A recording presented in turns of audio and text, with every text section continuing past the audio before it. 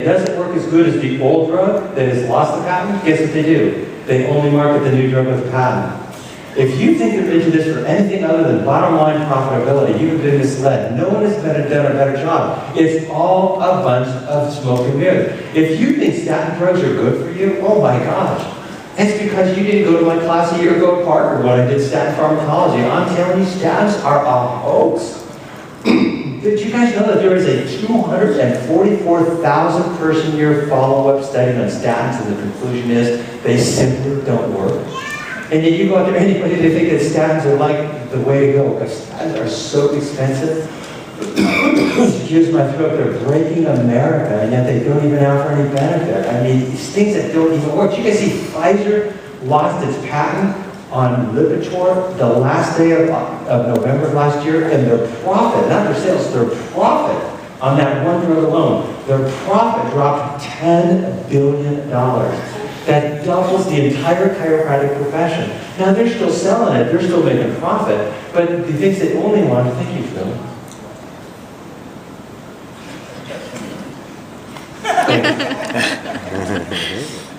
I thought he was going to give me a beer. I burned out my throat, and I did Parker, then I did Vancouver, BC, and I got stuck in a snowstorm. Barely got home, canceled the day Monday, day off. Oh man, really, what a week, tough week. I mean, nothing like no dull moments, that's for sure. Plenty of excitement. You read this book, put it like this. If you read the first page, you will be nauseated. You will be ready to barf, and guess what? It's downhill from there in this book. For our profession, for almost 4 out of 10 chiropractors now to want to get in bed with these people, it's just shocking to me, and there's got to be a different way, a different model. Let's look at some more numbers, And the more numbers are, if you get this, you're getting it. And I'm just going to make them up. I make up all the numbers. By the way, they're accurate. These things are really accurate if you kind of look at them. So let's just look at this. 3.5 trillion. That's the amount of money it takes to run our government in a year. 2.2 trillion.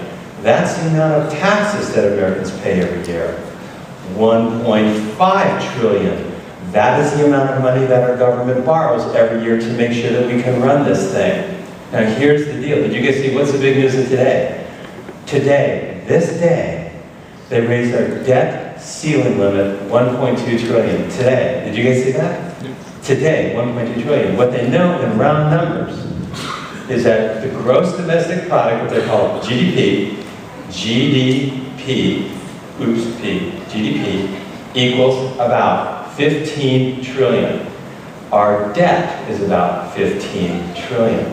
If you get that, in fact, what made it spooky, last month, for the first time in our history, our debt went over our GDP. Did you guys see that?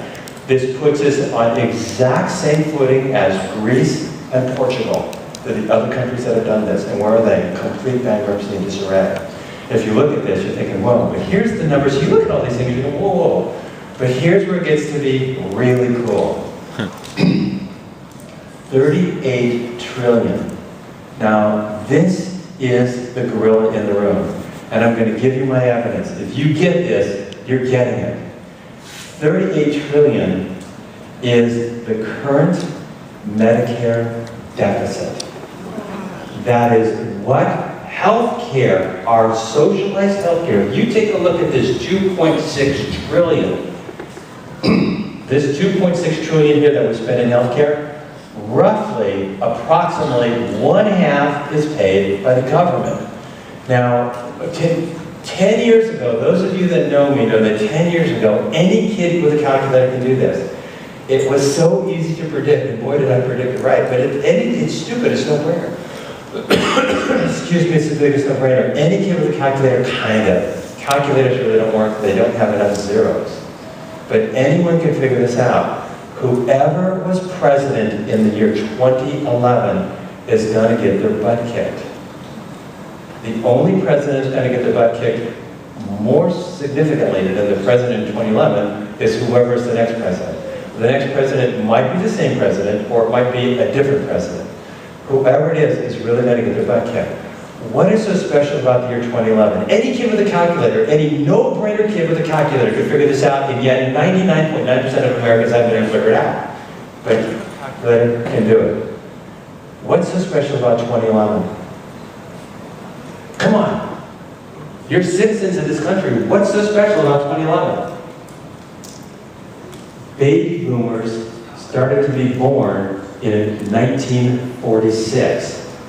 They start retiring in 2011. For every year that these people have been paying into the system, hoping to get it back out, they paid in too much money. For all those decades, they will have paid more than was necessary so that there would be stuff. But here's what people don't get. All of the money they paid in excess has been borrowed from the fund and spent on other programs. Yep. There is nothing in the kitty. The result is, for the 3 million that retired in 2011, there wasn't enough money. Medicare went underwater. Healthcare went underwater this year, 2011. The only way that they can pay what they promised is to borrow, but guess what? Almost none of them will die. And guess what's going to happen this year? Another 3 million. You guys know, 10,000 baby boomers retire every day now. That's 3,650,000 retiring, and the gorilla in the room is Medicare. For example, if you're a reader, which is, I'm a good chiropractor, seriously. I mean, I'm not kidding you. I can adjust. Really, it's not, I'm not kidding you. I mean, I'm a decent chiropractor. You look at stuff like this. The $34 trillion problem. The $34 trillion problem, this is at the last presidential cycle. This is Fortune magazine coming out on March 4th of 2008. Look at this.